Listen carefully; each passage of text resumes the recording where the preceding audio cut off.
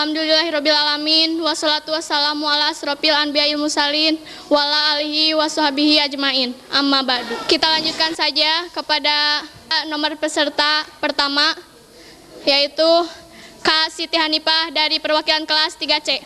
Kami persilahkan. Ibu, karya sahabat.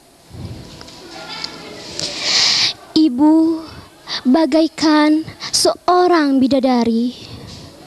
Ibu, panggilan yang begitu indah.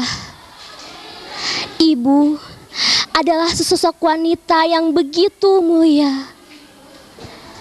Ibu bagaikan sebuah cahaya di tengah kegelapan. Siang malam kau merawat kami dengan penuh keikhlasan. Penuh keikhlasan kau rawat kami, kau didik kami.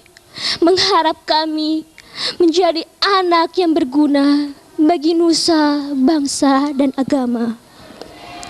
Walau kami sering mengecewakan, tapi kau tak pernah lelah, tak pernah letih membimbing kami.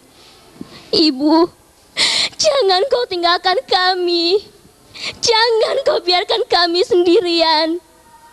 Kami membutuhkanmu, Ibu, membutuhkan kasih sayangmu. Kami menyayangimu, Ibu, sangat menyayangimu. Terima kasih, Ibuku.